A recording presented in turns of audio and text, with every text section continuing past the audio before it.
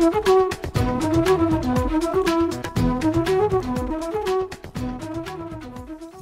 तो जो असं कुठेही फेकले की जाऊन पटकन तिकडे बसतो, तो नट. कुठलीही भूमिका असो, कुठलीही. नमस्कार. रंगपंढरीमध्ये आपलं स्वागत. आजचा विषय आहे भूमिकेची निवड. मराठी रंगभूमीवर लोकप्रिय झालेल्या अनेक नाटकांचं प्रमुख लक्षण म्हणजे त्यातल्या संस्मरणीय भूमिका. नटसम्राटमधले आप्पासाहेब बेलवलकर, अश्रूंची झाली फुलेमधला लाल्या, शांतता कोर्ट चालवेमधला मिस बेणारे, बॅरिस्टरमधला बॅरिस्टर, अशा अनेक व्यक्तिरेखा रसिकांच्या मनात वर्षानुवर्ष घर करून आहेत. हल्लीच्या काळात अशा भूमिका लिहिल्या जातात का, आणि लिहिल्या जात नसतील तर का लिहिल्या जात नाहीत? नवीन कलाकारांना निवडीचं स्वातंत्र्य नसतं, अशा वेळेला त्यांनी दुय्यम भूमिका स्वीकाराव्यात का? आणि पुढे जाऊन निवडीला वाव असतो तेव्हा भूमिका स्वीकारण्याचे किंवा नाकारण्याचे काय निकष असावेत? भूमिकेची लांबी, तिचं वेगळेपण, संवादातील चमकदारपणा की एकूण संहितेतलं तिचं स्थान, यापैकी कुठली गोष्ट भूमिका स्वीकारताना जास्त महत्त्वाची? हे पाहूया रंगपंढरीच्या आजच्या भागात.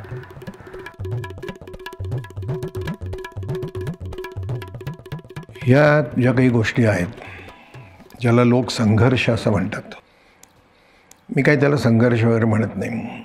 If you want to achieve some goal you have to fight your own battle.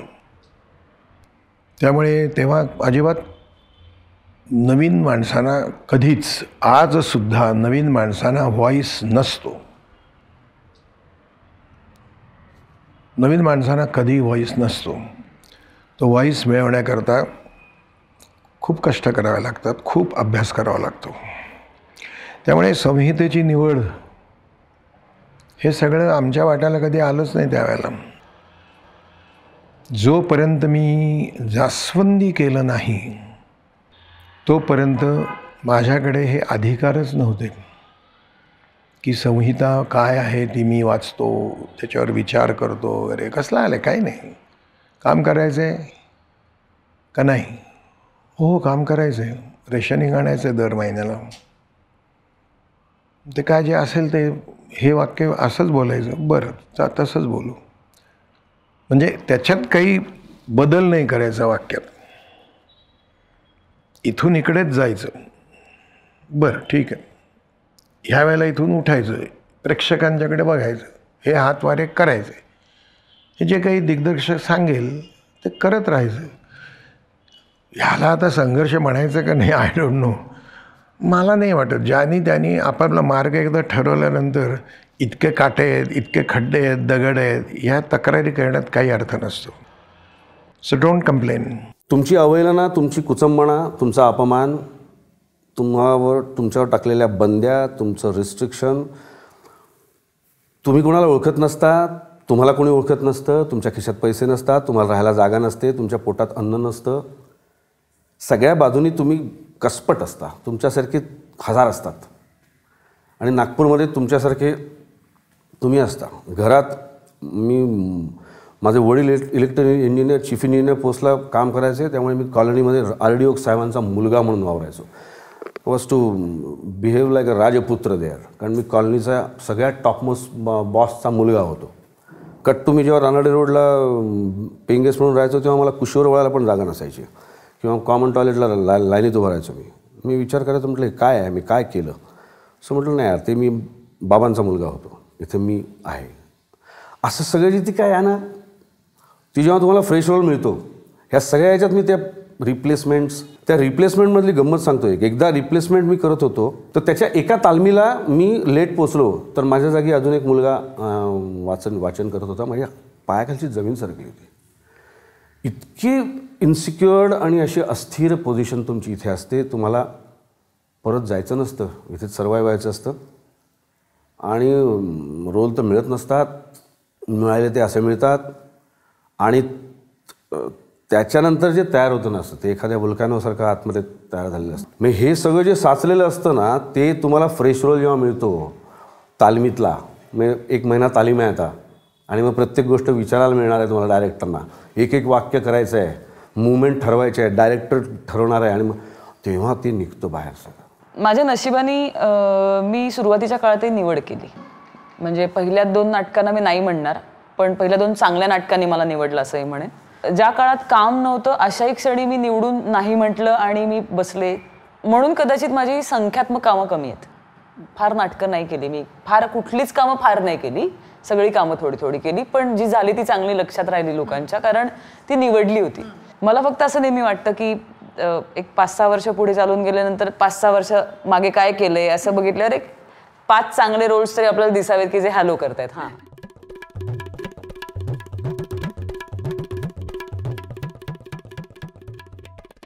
सगळ्यात पहिल्यांदा नाटक वाचून शेवटचा समाप्त असं जेव्हा लेखक म्हणतो ना, त्या क्षणी ते करावं असं वाटलं ना तर ते करायचं. ते भिडलंच पाहिजे आणि ते थांबू नको मध्ये. तू वाच वाच वाच, तू पुढे वाच पुढे वाच, असं होत नाही.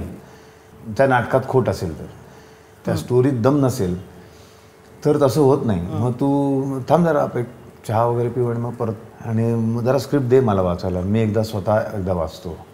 असं ते सुरू झालं ना, काहीतरी घोळ आहे त्या नाटकात. म्हणून ते इथं भिडत नाही आहे.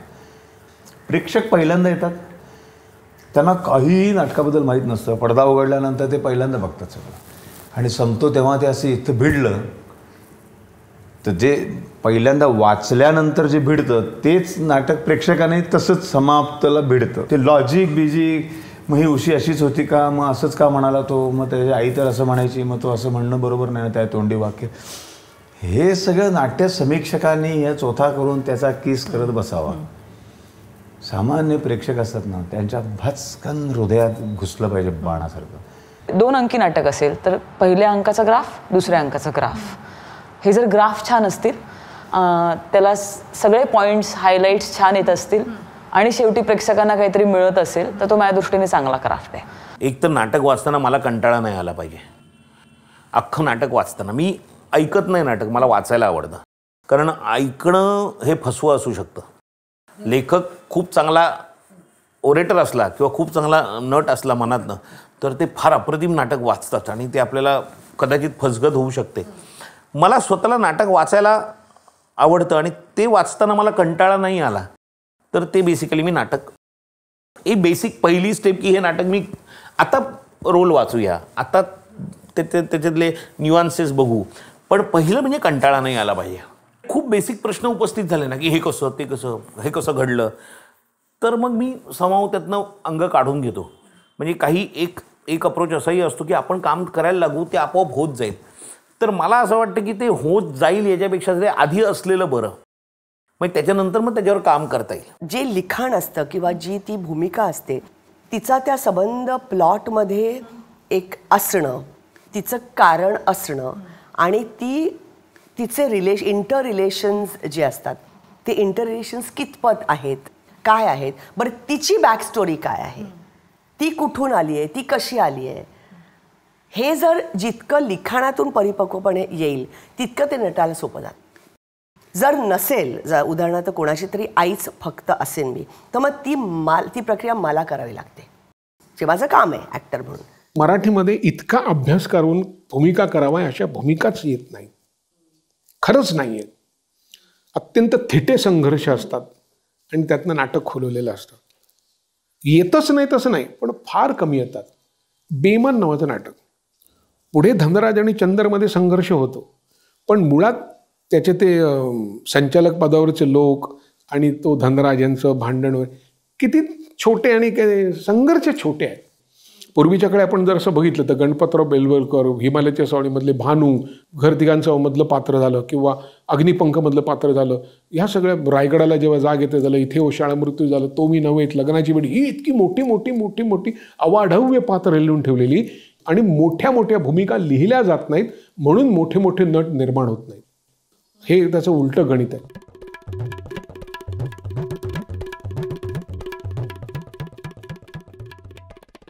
अशा नटांबरोबर मी काम केलेलं आहे. बहुतेक वेळा अशाच नटांबरोबर काम करावं लागलं की ते माझा रोल हा भाव खाणारा आहे की नाही इकडेच पहिल्यांदा लक्ष देणारे नटही मी पाहिलेत. मी त्याची लेंथ बघत नाही कधी, की ते किती लांबपर्यंत आहे, किती मोठं आहे कॅरेक्टर, की पहिल्यापासून शेवटपर्यंत आहे का, हे मी कधीच बघत नाही. किंवा त्याला वाक्य किती आहेत हे मी बघत नाही. तर त्या गोष्टीमध्ये ते पात्र किती महत्त्वाचं आहे आणि मग त्याच्यातून मला काय दाखवता येईल की न बोलता सुद्धा खूप काही गोष्टी आपण दाखवू शकतो. प्रत्येक वेळेला शब्द असायलाच पाहिजे असं नाही. तर बॅरिस्टर घ्यायचं अर्थात मी तर पहिल्यांदा नाही म्हटलं होतं बाईंना की बाई काहीच बोलायला नाही आहे. विजयाबाई म्हणाले महामूर्ख आहेस तू, ये मी करते काय करायचं आहे ते. त्या नाटकाचं काय होतं, करण्यासारखं काय, बोलायला वाक्य अगदी कमी, सबंध स्क्रिप्टमध्ये 2 फुल पेजेस सुद्धा भरणार नाही तेवढी वाक्य होती, 3 जास्तीत जास्त. पण सबंध वेळ ती बाई स्टेजवर आहे आणि तिला बाकीच्या सगळ्यांचं जे चालू आहे त्याच्यावरची एक्सप्रेशन द्यायची आहेत. बरं ती एक्सप्रेशन्स अशी द्यायची आहेत की त्या बाहेरच्या 800 लोकांपर्यंत पोचली पाहिजेत. जी माणसं स्टेजवर बोलतायत तीही डिस्टर्ब होता कामा नयेत आणि आपली ते एक्सप्रेशन पोचलीच पाहिजेत. हा एक्सपेरिमेंट नव्हता का?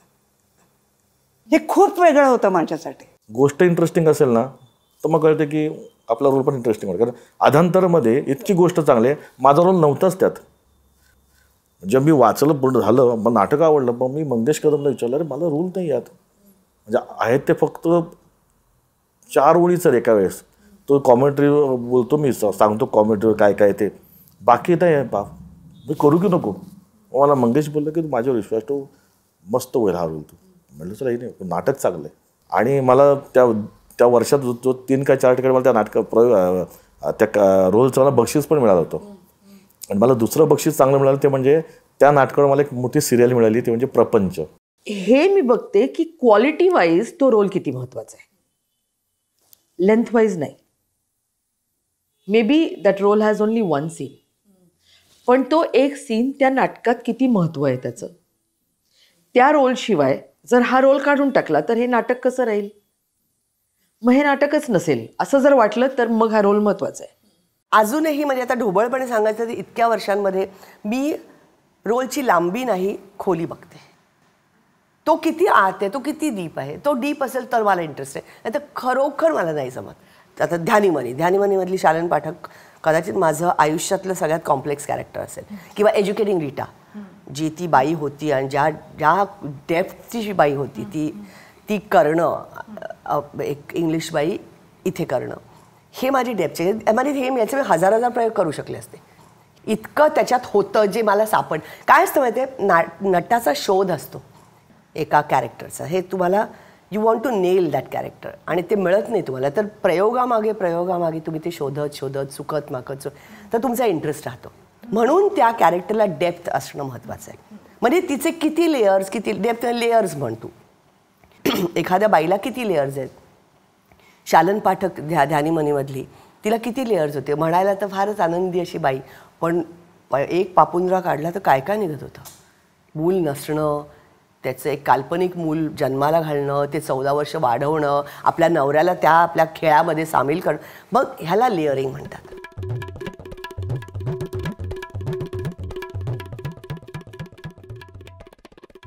माझं खरंच असं म्हणणं आहे की आपण आज नाटक निवडताना तू फक्त आणि फक्त हे विनोदी आहे का किंवा हे चालेल का एवढ्याच गोष्टीवर निवडत नाहीस.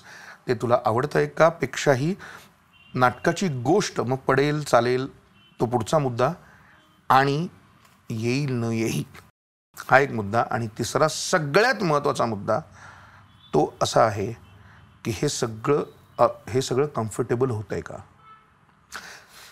तुझा कम्फर्टेबल कोआर्टिस्ट नसेल, तुझा कम्फर्टेबल प्रोड्युसर नसेल, तुझा कम्फर्टेबल डायरेक्टर नसेल तर याच्यात ह्या सगळ्याला काही अर्थ उरत नाही. माझ्या आजूबाजूचे कॅरेक्टर्स कसे आहेत ते मी बघते, मग डिरेक्टर बघते कसं आहे. कारण मी कितीही डोके फोडून काम केलं तरी सुद्धा त्याने पण काढून घेतलं पाहिजे माझ्याकडनं. करणारी माणसं कोण आहेत, म्हणजे मी असं तो विश्वास टाकून करू शकतो का. त्या नवीन मुलं आहेत आणि त्यांची पॅशन इतकी, म्हणजे एक पॅशन इंटेन्सिटी आहे त्यांची, कारण तरी मला ते आवडतं वेगळा विचार.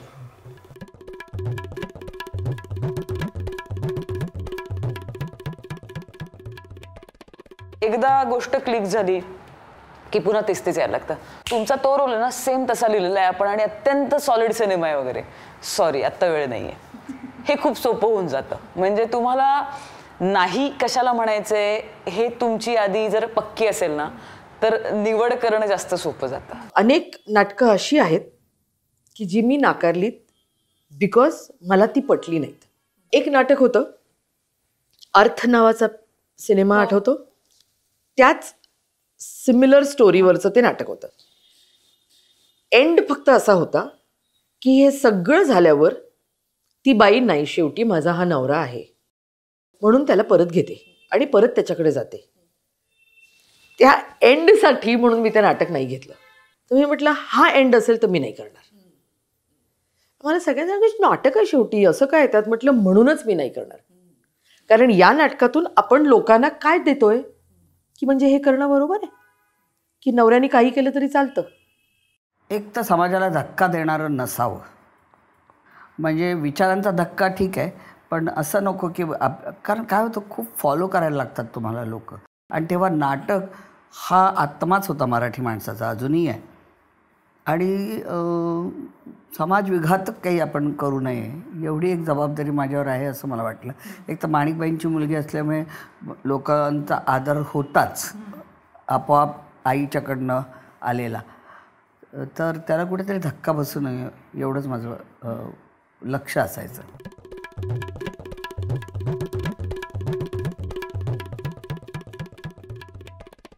भूमिका चांगलीच असते. एक तर त्याच्यामध्ये थोडंसं वेगवेगळे मूड्स असावेत असं मला वाटतं, म्हणजे किंवा वेगवेगळे रस असावेत असं वाटतं. अशा रस असलेल्या भूमिका मला जास्त आवडतात की तुम्ही वर्सेटॅलिटी दाखवता आली पाहिजे नट म्हणून, आणि करायला थोडीशी अवघड असावी भूमिका ती. तर अशा भूमिकांकडे माझा जास्त कल आहे.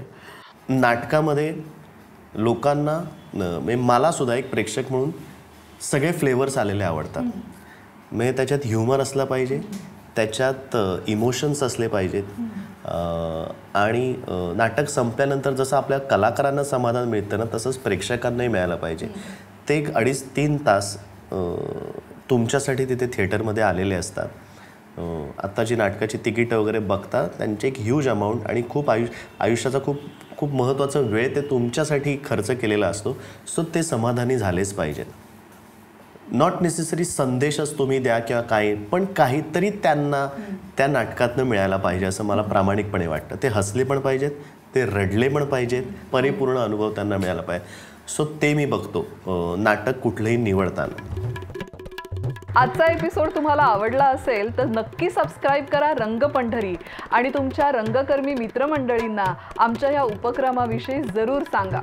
आणि आजच्या एपिसोडबद्दलच्या प्रतिक्रिया कमेंट्समध्ये नक्की लिहा आणि हा एपिसोड आपल्या मित्रांबरोबर शेअर करा.